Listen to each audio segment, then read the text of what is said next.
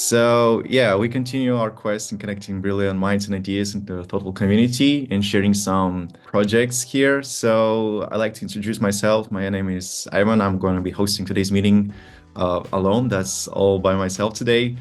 So yeah, because we usually do with the co-host, but now I'm here. So yeah, let me introduce you our three amazing speakers. They're going to be present their pitch deck and answer questions. So yeah, we have Amber from U2U Network.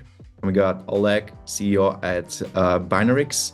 And finally, Vasili, co-founder at COCA project. I believe I read all that correctly. So just to remind you guys about the format of our calls, how we usually do that. So we got two parts. First is a pitch part, where we allocate 5 minutes for the presentation. And it's my pleasure to be here today. Thank you, Platinum VC, for hosting this pitching call. And I hope that I can find some potential partner here for today. So I will not waste too much time of all of you guys. Just a little bit introduction before I go deeper into YouTube network. I will share about our CTO first. So he was the top 100 early contributor for Ethereum Layer 1 and also was the CTO of Gaia Chain, the Layer 1 that focused on DePIN and on GameFi and DeFi in the last pool run. Got X 150 times from the listing. While he had a lot of experience in building Layer 1, he still had a concern about the decentralized world where it's not just for pump and dump and do not heavily depends on the market trend. That's the reason why 2 years ago, he started building U2U network, which is a DePIN modular layer 1 infrastructure aimed for sustainable growth.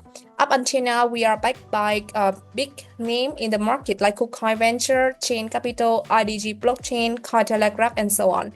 So talk a little bit about U2U network. We are a DAG-based chain, and we also apply the sharding mechanism. So at peak, we can handle up to 500K transactions per second, but we also apply 4-layer protection to make sure about the security of the chain. And one of the unique selling point in terms of our technological side is we have the subnet technology. But the difference between us and other modular blockchain is we have data transition model. We have they can communicate to each other, and whenever we need upgrade the network, we don't need to pause the whole blockchain operation like other modular blockchain. We just need to separate a part and the rest of the blockchain still can operate as normal. And the subnet technology is also one unique selling point that we claim we are a perfect fit for DePIN application, because I know that there are some other DePIN focused layer 1 in the market, but if you check on them, they only have one infrastructure for all kind of the app to build on, right? But at U2U, we have the layer 1. And then we have the subnet layer where we host the DePIN application. The number of subnet is unlimited, and each subnet is time limit for one category in DePIN. That's why it allows the builder to customize my unique feature, because they don't build on the same protocol. They build on the protocol not much for them and help them to onboard user easier. And up until now, thanks to our unique selling point, we also hosted a lot of hackathon with Amazon Web Service, launched our grant program up to $1 million. Up until now, as you can see here, this is our achievement so far. We already have around 80 app commit to build on our chain, ranging from GameFi, DeFi, SocialFi, and DePIN. And of course, our focus is DePIN. And as you can see here, we have more than 35 DePIN projects already integrated or ready to build on our chain. It's not just about the number of projects. We already launched and introduced some flagship DePIN project to the user, and we got good traction. For example, the DePIN Alliance application we launched around 4 weeks ago. It allows users to connect their phone, contribute the phone power to the network, and earn reward. We got more than 700,000 users in just 4 weeks of launching, if I'm not wrong, and some other highlight product as you can see here. So I'm proud to present you that we have the infrastructure ready, we have the ecosystem ready, and we have an alliance of about 1 million users in the U2U network ready to support us in the next phase of development. We also, in the past few months, we also partner with a lot of KOL to join our KOL, a lot of top tier DePIN partner in the space, doing the hype on the DePIN sector and try to make U2U become the leader of the trend. And of course, in our next phase, we will more focus on engagement in the local community, and prepare for the TGE on maybe beginning of December. And this is one of the important thing to share also. Our revenue stream mainly come from 7 channel, but in the near future, our focus will come from transaction fee. The second is come from the DePIN or the DePIN product commission fee, and then the DePIN hardware that we are planning to start from December this year. I will share more detail if I have opportunity to do that. And here is our list of investor. For your information, all of them are our strategic investor, invested capital in us, and also help us with the growth in each region that they are strong at. So until now, we still have the seed round open with around 500k allocation left at the FDV of 45 million, and we will close in the next 3 to 4 weeks to really focus on the listing, because we already have 3 confirmed from top tier centralized exchange to be listed in Q4 this year. So I think that is a lot of time I give this offer, finding a strategic partner to work with us. And here is my contact. You can feel free to contact me if you are interested. And that is my presentation. Thank you. And I'm now open for all questions from you guys. Okay, thanks, Amber, for being in time. So yeah, as we said before, please guys address any questions to the speaker. You can do that in the chat or just raise your hand. Okay, so while we're waiting, let me be the first one addressing the question. So Amber, I've been wondering, like, you spoke about like the investor side. So I would like to know, like, what are you looking for from investor support besides like capital? Okay, that's a good question, because actually for you to you or for your information, right now we're also doing the node sale, the DePIN subnet node sale, and we got really good traffic. We launched 10 days and we got around 1.8 million from the committee. So the thing we are looking for is not really money or capital. We're looking for a strategic investor who can support us with the connection and the development in the region that they are strong at. We are in need of ecosystem growth, especially DePIN early stage project.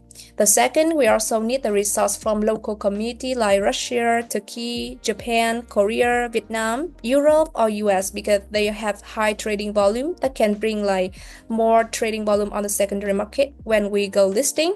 That's the reason why what we are looking for, like they have really connection with other community, with other like founder that can help us with all the growth. And as you can see here, every investor that invested in us, for example, JDI Venture, they are the biggest DePIN VC in the space.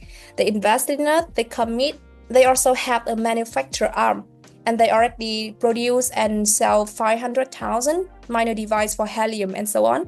So they committed to invest in us and start produce also distribution of 200,000 U2U phone hardware starting from December this year and end at the end of next year. So that is what I'm looking from the investor in this phase. Okay, thanks for the answer. Got it. We also just received a text question, so I'm going to read that one. So how are the initial points awarded based on the phone's performance? Oh, that's an interesting question. Let me show it again. So as I shared with you before, one of our strategy is not immediately like produce and sell hardware, because it requires a lot of capital and time and effort to convince user to buy your product, right? And to distribute among all around the world. So our strategy to make it more convenient, where user can join even by their phone or their PC. So for example, with the DePIN Alliance app like this, you can open the app, you connect your phone, and you will let the app calculate your phone power, because when you're using your phone, you will spend some gigabyte and also some RAM and so on, right? So this app can calculate the power of your phone, and then you will be rewarded by the health of your phone. You can understand like that.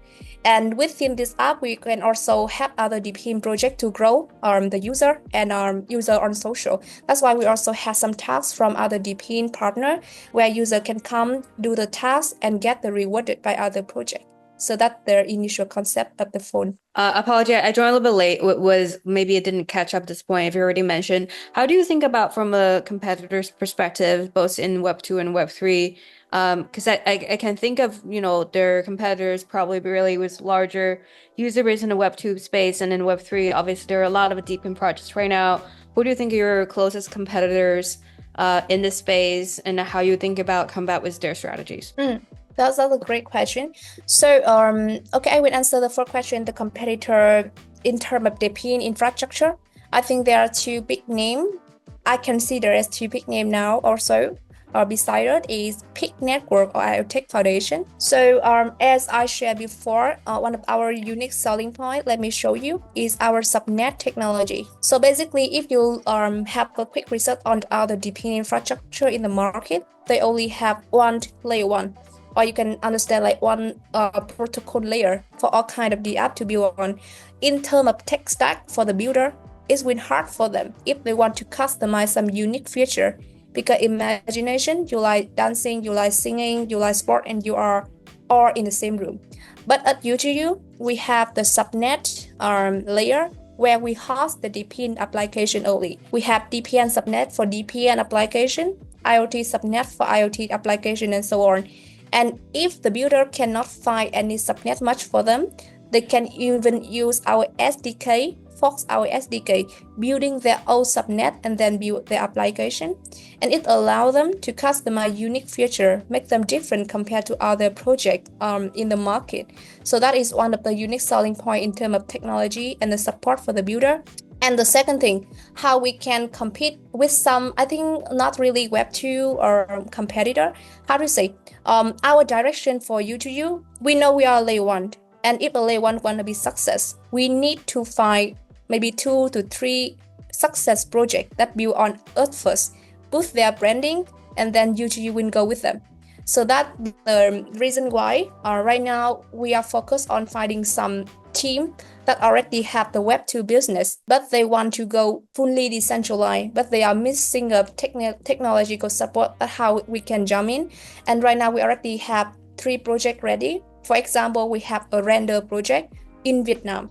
They already have around 2,000 clients and a lot of users in Web2, but they want to bring it decentralized. But they need some help within the tech side. That's why, and when we jump in, we incubate them, we make them to onboard user easier, help them to tackle some unique feature, and right now, we're still actively looking for the early stage project like that and help them incubate or have them success with the brand name of UGU, like PowerPi UGU network.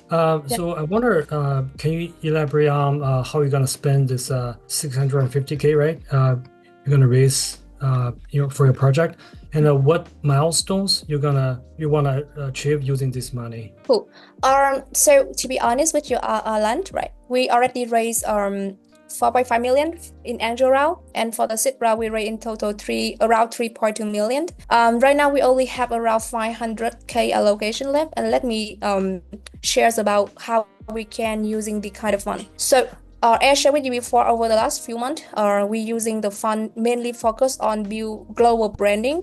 Like we do, or let me show you, we do a lot of social campaign. If you check our website, we also found a DePIN Alliance community where we gather all the DePIN project in a space, hosting campaign together, event together. That's why we can onboard a lot of quality DePIN project within our network. So in the next few months, what will we spend on with our funding from our investor? So as I shared with you before, the branding global, we are feel quite well with that. But what we need to do right now is build deeper local community engagement, especially in 5 countries: Turkey, Russia, Korea, Japan, and Vietnam, and maybe also US and the Europe. But that's the 5 countries we focus on because they have high trading volume. That's why we can bring us to success after the TG. So right now we divide the budget to develop all the community engagement activity or meet up and so on with the community, local community. That's the first thing. And the second thing, the fund will be really focused on in the next few phase is for the listing, because as I shared with you before, we already got confirmed from 3 top tier central exchange. I cannot say the name here, but if we sign NDA, I can share it. So right now we are also prepared for all the listing, all the stuff, and or the how to control the price and how to engage the community and so on. So that's the second thing. And the third thing, I know that after the DG, if our they want to be survive and become successful, we need to have around 2, 3, or even 4 and 5 project within our chain become success. Every layer 1 becomes success because they have some product success, right? So we also when using the fund focus on finding more and more early potential project, try to incubate them and make UTU brand grow with them. So that's 3 sectors that we will focus on. Thank you. Yeah, thanks. Thanks for the question. Okay, guys, thanks for the questions. I think that's all time we have for the first speaker. So thank you, Amber, for presentation. It's been a pleasure hearing you out. So yeah, let's move in. Let me introduce you. Slight change in our schedule. So yeah, we've got Rami and Rashid, co-founders of Eldorado. So I'm so glad you guys finally made it. So yeah, thank you for joining eventually. So yeah. Great. Thanks for having us. Really, really happy to be here. I'll jump right in. So I'm the co-founder of Eldorado. My background's been in the space for a while. Prior to this in 22, I started a company called Metropolis. It's gaming focused, commerce focused. We have 250,000 users, have generated around 3 million in revenue on that platform, 400 partners. Through doing that, at the same time, our family office has been in the energy and mining space for quite a while. And a lot of the players in that space have been coming to us and saying, how do we tokenize our assets? We're seeing this big RWA trend. We want to get involved. How can we kind of bring our assets on chain? So through that, Eldorado was born. It's an incubator and investment platform for RWAs in energy, mining, data AI centers, essentially for any type of opportunity that's difficult to access for investors. You have institutionals like the Rothschilds that we're talking to that, they don't want to invest in projects that are too small directly. But with a token, with the liquidity, it's easier for them from a regulatory standpoint. They like the opportunities. Accredited investors are looking for these more exciting, exotic opportunities. So that's what appeals to them. And ultimately, retail is the North Star. We want to get these types of assets into the hands of as many people as possible. On the company side, the supply side, when you look at energy companies, mining companies as an example, it's getting harder and harder to raise money. Banks are more difficult. JP Morgan's not going to look at you if you're, a small entity, if you're not, $500 million plus. So tokenization makes a lot of sense to raise capital and create value and liquidity for these types of projects. The way our business works is we bring in these companies. We have 5 signed already.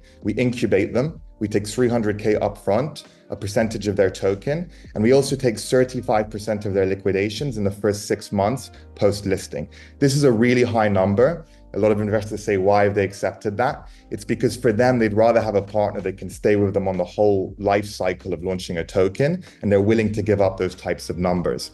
In the middle, you have the Eldorado platform, where you're going to give access to investors to participate in these opportunities. And we're using the Metropolis skill set, where we've built very, very beautiful platforms to create something a little bit more palatable for the consumer or for the investor. So imagine you could explore the world in one click, find an opportunity like a gold mine or a data center, look at the opportunity, invest, explore the different yields. So we're looking at platforms like Robinhood, where they've gamified a little bit of the approach. And when you look at something like Securitize as a comparable, it's a bit boring. There's no narrative. So we see like an opportunity to build a platform that it actually makes sense and brings these opportunities to the investors. So that's one of the other kind of USPs we have. We also have our token, the Eldorado token. This will be a utility token, and we're looking at ways to structure a yield from all the companies we incubate. And this is in the shorter term, it's the way we can get retail involved in the project without them having to purchase securitized assets. So the Eldorado token is like this mother token. It will give you access to the platform. It will allow retail to be exposed to these assets. We've secured 5 billion so far in assets to launch on the platform, 5 entities across different sectors within energy and mining. We're also looking at some data AI center plays to bring on board. And what's great is we've already secured 1.5 million in revenue in pretty much the first few weeks of being formed as an entity.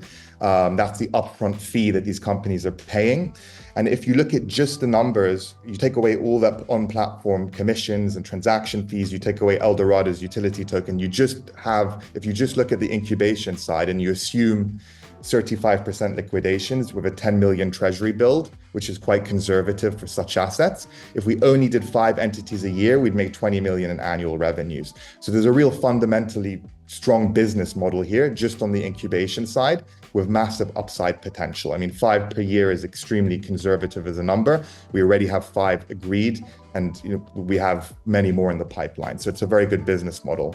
In terms of how we actually tokenize the assets themselves, we're not scared of these being securitized assets. We have the leading lawyer in the space. We're talking to all the key regulators. We're going to be probably the second company beyond Coinbase in one of the biggest regulatory sandboxes. So we want to just be ahead of the curve when it comes to how you launch these types of assets. Dependent on the maturity of the asset, we'll tokenize in slightly different ways. If you're a revenue generating entity, like one of our entities has 100 million annual rev, it's going to be very different. It'll be a yield probably versus a pre-production gold mine that wants to raise capital to get to production. Different kinds of appetite for like different types of investor, So we're trying to get a menu of different optionality in terms of the opportunities. Last thing to mention, because the time's up, we have people like the ex-chairman of JP Morgan involved, big players in that space. We started our seed round 2 weeks ago. It's a 2 million pre-seed, Safe Plus token warrant. QuantStamp, Richard Mars in, Outliers in, Oracle Ventures, ex-chairman of JP Morgan. We've done 50% of the round and looking to close that out in the next 3 to 4 weeks. Sorry, I went very quickly there. Happy to take any questions. You stopped there briefly in the team section, so you can actually elaborate on that a tiny bit more and tell us about your advisors maybe and strategic partners maybe. Yeah, totally. I mean, we've brought on board really strong guys in the energy space that see the deal flow and have access to that supply side, like Lloyd was, as I mentioned, ex-chairman at JP Morgan for metals and mining. So these people can bring us these interesting opportunities. We then have a very strong crypto-focused team that know how to actually launch tokens to market. We've done that with Metropolis. And then we have like the lead engineer of Squarespace to build the platform. Like when you look at, for example, some of our websites that we've built in the past, highly interactive, very engaging websites, so we can build products that will actually feel a little bit more, interactive for the platform. We felt that was also something that's missing. So very well-rounded team to kind of execute on this type of opportunity. And what about, strategic partnerships, maybe, advisors? Could you tell us more about that? I'm seeing a few questions also coming through, but yes, in terms of strategic partnerships and advisors, that's we've brought on board essentially people on the gaming side in terms of the gamification of the platform. We have the guys at Illuvium on the token structure helping us there. We have Victoria Wells, who's like a leading RWA lawyer, helping us on the regulatory side. Dan Mulligan, that's Scale T Protocol on the marketing side. So really shaping the team nicely. And Hugh, who's part of the team, is actually a venture fund backed by Block One. So we also have some venture people on the team that are helping us, just in terms of the structure of the entity. Okay, got it. Thanks. And we've also received some questions in the chat, so I'm going to read that once. So you are incubating these large corps. Can you explain more about that? So what do you need? Yeah, so we're basically these companies are coming to us and saying, look, we'd love to explore how to tokenize. We'd love to try and tokenize our asset to raise capital or expand on what we're doing. And we essentially will help them with the tokenomics, the token utility, how it all works, how we bring them to market, the distribution partners. They pay us the upfront fee. What's good with this model is that they're paying for us to learn and essentially templatize how we bring these products to market. Once you do one pre-production gold mine, you could do 20. So it's great to see their willingness to essentially come into this, provide upside to us as well as upfront capital. Okay, I hope that answered Nicolas's question. And we just received a raised hand from Alan. So go ahead. Thanks, Evan. So I wonder if your business require any license to run this type of RWA platform. Do you plan or have you already obtained any license? So the way we're approaching it is we'll initially go through distribution partners. So we like our lawyer is like compiling the largest essential like database of all the different routes to market. It's kind of a little bit spread out right now. You have people with licenses in certain jurisdictions. People are getting to market in a different way. So phase one will be actually to go through these multiple distribution partners whilst we work closely with the regulators to form our own path. And that may mean licensing, or it might mean white labeling an existing platform. That's TBD. But everything starts with the incubation. Phase 1 becomes going through distribution partners. Phase 3 becomes our potential platform having its own licensing. We're starting institutional, then we'll shift to accredited, with the ultimate goal of bringing retail into this, which is still a way out, but that's where we see this evolving in the longer cycle of things. Got it. So any specific area you want to start with? We like ADGM. We're talking to them quite closely, like Abu Dhabi, Middle East, because they're very open to these types of opportunities. They're very flexible. They're willing to work with us actually specifically on retail as well as like asset reference tokens and how you bring them to market. So that partnership to us is good, and we see that could be a great initial route to market. We're all talking to Republic as well. They have an interesting approach to how they tokenize these types of things. We're forming a strategic partnership there. INX, RChax, there's lots of routes, and we want our goal is get this in front of as many people as possible. Ultimately, how do you get as many people participating in these? And if you're interested in a follow-up, I would bring our head of legal, because she's really one of the leading minds in this sector, which gives us a bit of a competitive edge. Mm-hmm. Thank you. Okay, proceeding to another question from the chat that goes from Sheldon. So, are you considering EIP 1400 or other uniform standards? I assume your tokens need to include revocation and other admin features of token holders to meet the use case. Yes, this is something we're not, like, even with the blockchain we decide on going with, we're not taking that decision lightly. We want to figure out what's the best possible, best possible standard to bring these tokens to market. Like, for example, we were with the founder of Sui the other day discussing, like, he was asking us, like, what features might you need specifically for these types of assets? And we're willing to potentially build them for you. So that's something that we're exploring. And the beauty, again, is that because we're being paid by these entities, it's a great business model, because it will allow us to learn the best possible approach to market very early on in what's quite a nascent industry, but utilizing the capital of our clients. And we've learned that in our businesses, the best way to scale is have revenue in the door at the beginning, leverage that revenue to grow. And that's extremely important, especially in our industry where, there's that's I think critical. It's having a business model that fundamentally makes sense from day one. Follow-up question to that. That was my question in the chat. The reason I asked is because I'm familiar with security token offering platforms, and I was trying to understand if your vision for retail in the long term includes public blockchain participation or fractionalizing an asset or trading an asset outside your viable scope. Just trying to get a feel for how much the blockchain part of the solution is either an enclave or a path to other partnerships. Ultimately, we want the retail to have full access and participation, but we're very aware that that's still quite a way out. So initially, we may be operating in some of these partners that are almost closed networks. And it's Rami's dropping a note there on the ERC 3643. But initially, we understand that might not be viable until there's a clear path to retail. Our idea is to work with ADGM on that path to retail and lead that way. In the short term, the Eldorado utility token, we want to see how we can expose the yield there through some interesting DeFi mechanisms to allow that to give some level of exposure to retail audiences. It's a way out.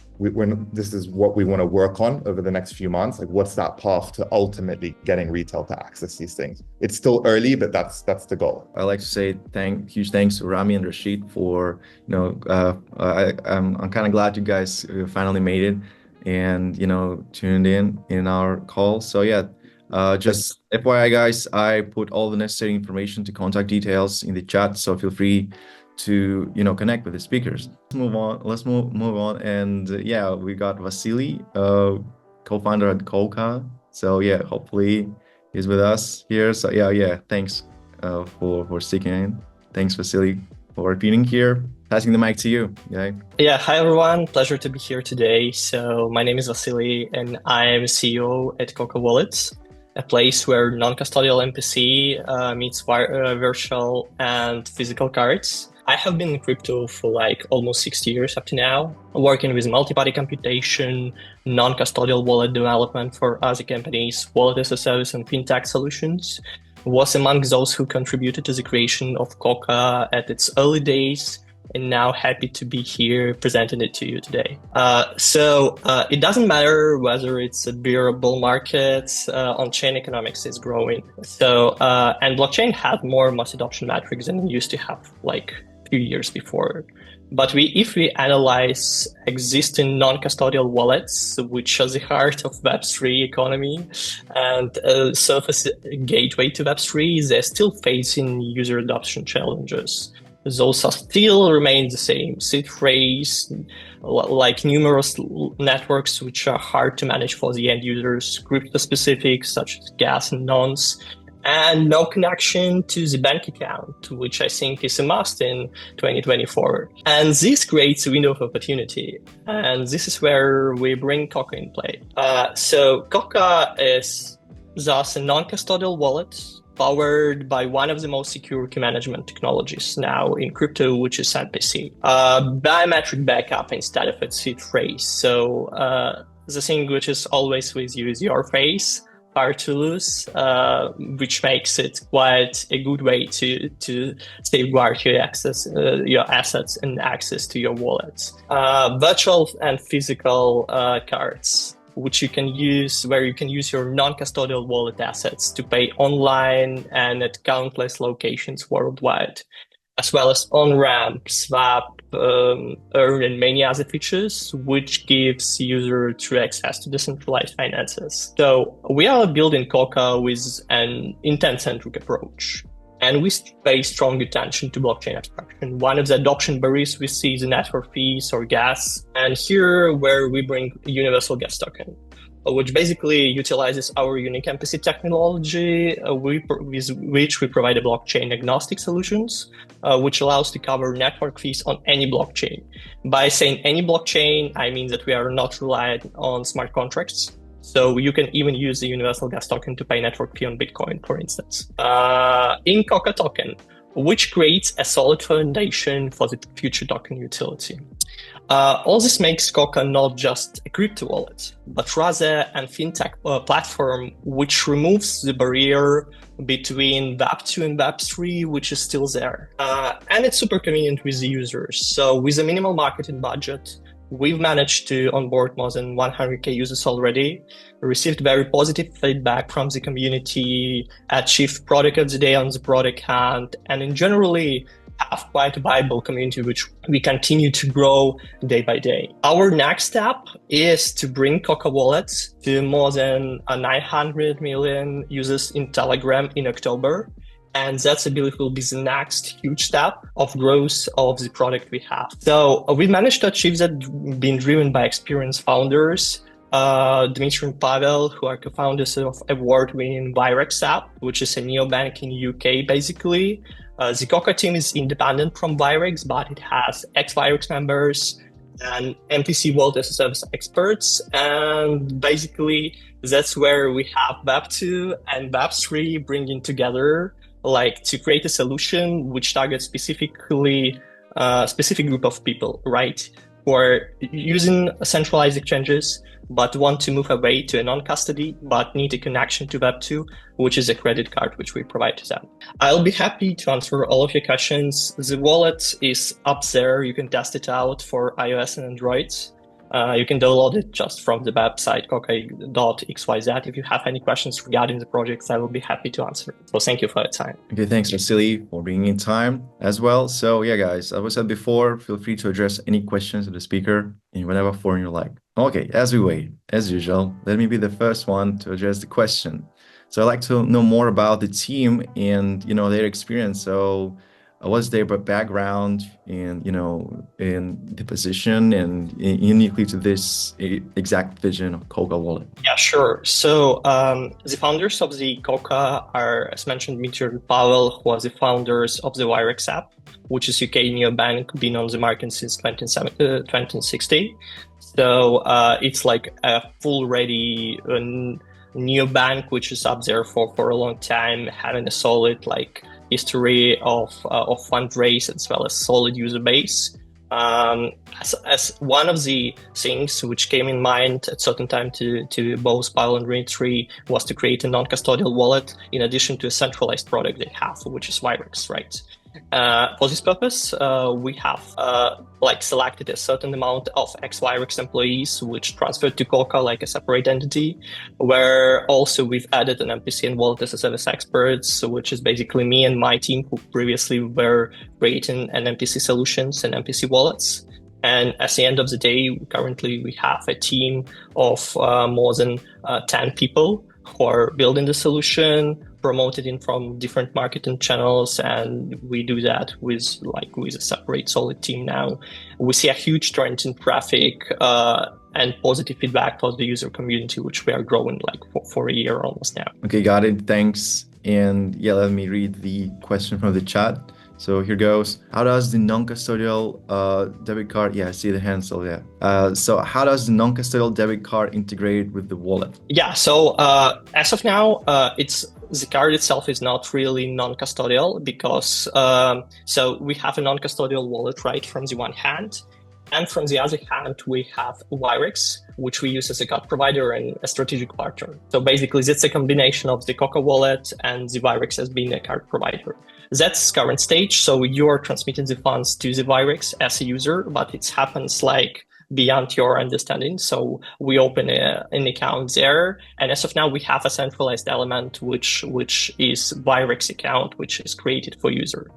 However, in our roadmap, the next step will be to connect to the Virex Pay network. So maybe some of you are familiar with Virex Pay. Virex Pay is a new ZK chain launched recently by Virex, which has already completed its fundraising round, which will be used to issue the non-custodial cards. And we as a strategic partners of Virex will be one of the first who will integrate the non-custodial cards.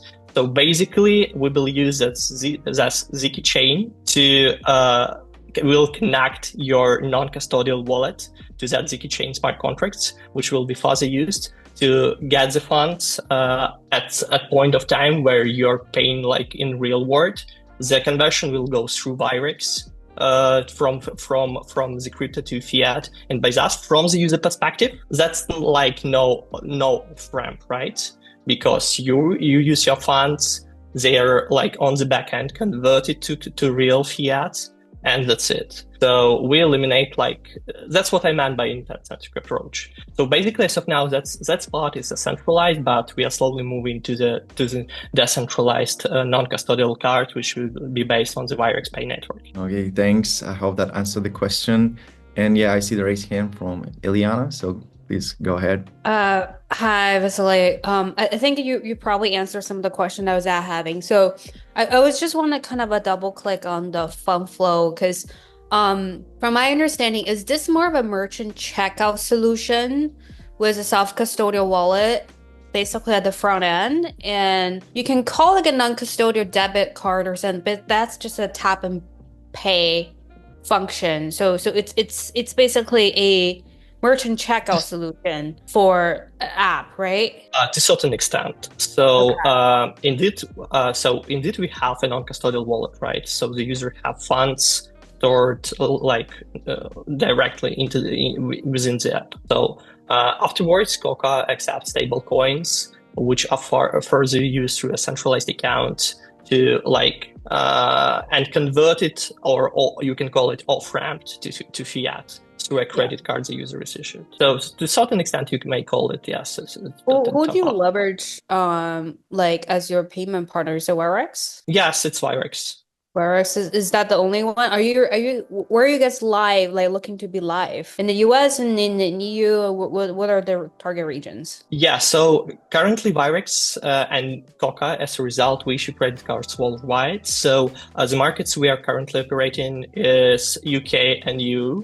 That's basically was our first step in user acquisition strategy and the go-to-market strategy.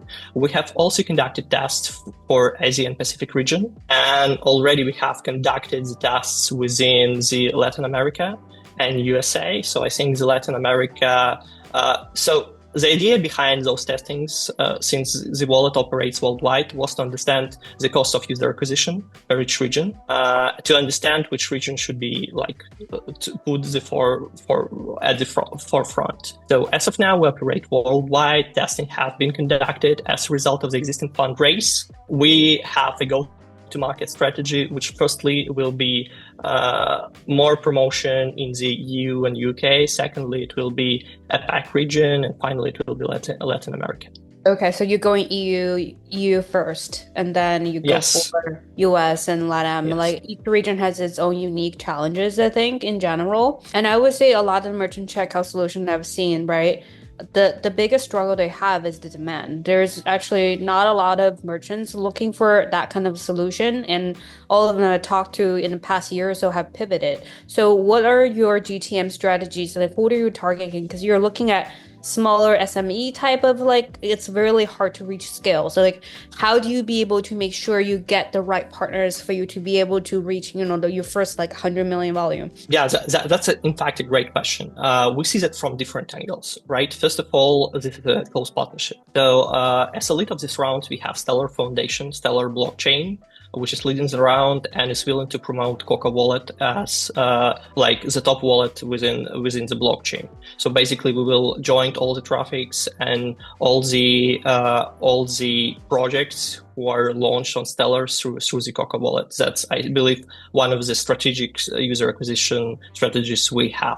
Since basically the COCA card is accepted worldwide through partnership with Visa and MasterCard, this allows projects on Stellar to be able to integrate COCA cards basically through COCA wallet and offer the users with an off-ramp solution. That's one point.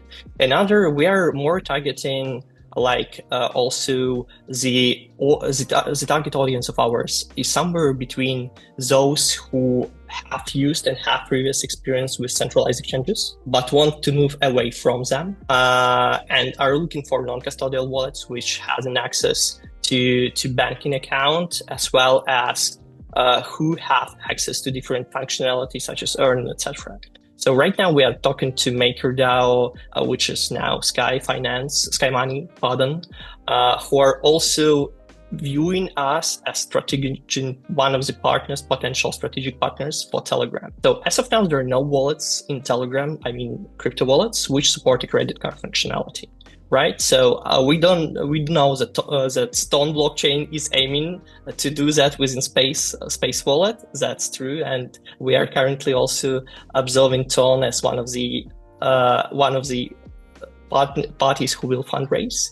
But I think from the user acquisition perspective, we see Tone users and users in Telegram as one of the markets which is not yet covered by any card provider at all, because there's no as one solid app which covers Telegram users. That's why we are so in rush publishing the Telegram mini app to all of those people, because all those Web3 and DeFi applications, which whom we've talked about the COCA, they were really interested in non-custodial wallet, MPC, credit card. That's awesome. But the key idea behind them was, okay, you have this thing and you're bringing it to Telegram users. That's interesting. That is interesting, and that's why we are having a list of partners from the DeFi, different DApps who are willing to give us the access to their user base, since we are able also to launch this with this Telegram and simplify the user experience for their end user base, while also giving them access to the credit card, which completely makes sense since that's a complete story. Got it. Hopefully okay. I've answered I don't your want to question. hog the time. I can think of every single component has so many competitors in the space. There are a lot of town-based wallets, right? You work with Stellar USDC, which is backed by USDC on this particular transaction. There are so many cross-border remittances and partners they're working with, right? And then you're talking about the wallet side, non-custodian. There are millions of that out there. We'll love to see how you guys put this all together and actually make it a complete stack. But thank you so much for your answer. Yeah, thank you. Okay, guys, thank you so much for the discussion. And yeah, maybe a final question, just a quick one, Vasili. Tell us a bit more about future plans, maybe for a year or 5 years. Tell us more about the financial projections as well. Yeah, sure. So, in terms of the future plans of the roadmap, I think one of the first will be to introduce the universal gas token. So, moving on to the blockchain abstraction, I mentioned that during my presentation. So, I think one of the key strategic points of COCA will be to remove mass adoption barriers. And as mentioned, we do that differently from others because we want to do that through multi-party computation instead of smart contracts, which will make it cheaper and blockchain agnostic. That's what we want to do within this year. Also transfer the credit card to the Virex Pay network, making the solution completely decentralized and non-custodial, which is basically now there are no analogies to such kind of approach. There are many who do that in a centralized manner, but we want to do that in non-custodial manner. For the next year, we have a range of partners who are willing to integrate with COCA. I mentioned already some of the earn providers who want a connection to the Telegram as well as to the credit card functionality. We have already a list of swap providers and bridge providers who also want to contribute from the traffic we have, as well as for the credit card perspective. But I think generally we'll be more focused on blockchain abstractions. That's one. Full non-custody. That's two. And partnership, providing more usability for the application, more functionality, targeting more user base rather than only those who need a credit card as a non-custodial wallet itself. Regarding the revenue streams, that's pretty straightforward. In fact, it's pretty hard to monetize the non-custodial wallets, I would say so. I know that myself because we have been trying to do that for like many years. The COCA is different in the sense that we have a credit card and we have an access to banking, and that opens up many opportunities. One will be our mission will be a commission, so we'll be taking a part of the exchange fees which occur after the, let's say, top-up operation where the user crypto is converted to fiat. Also, we have a fees coming from different functionality we introduce. This will be the earning functionality. This will be also the swap features and etc. But the main revenue stream will be coming from the credit cards and off-ramp, basically. If you want to, I can share the projections after the calls for those who are interested, with all the plans for the go-to-market strategy, revenue streams, and projections in terms of the money. Don't want to dive deep into this on the call, just to save the time of everyone. So yeah, happy to provide it after the call. Okay, thank you for that. Thank you for being respectful. And just to remind you guys, we got all the contact details in the chat box below of all our speakers of today. So feel free to connect. And yeah, I think that's the perfect ending point for today's call. Thank you so much, Vasili. It was a pleasure to hearing you out. And thank you so much to everyone basically for such a lovely discussion. It's been a pleasure to hearing your questions and answers. So yeah, and also I'd like to express gratitude to all of our speakers. So Amber and Rami and Rashid, huge shout out. Thanks for sticking to us, for making it. And yeah, everyone, thanks for tuning in. See you next time. Wish you best of luck. Have a great weekend. And yeah, see you next time next week. So yeah, goodbye. Thanks.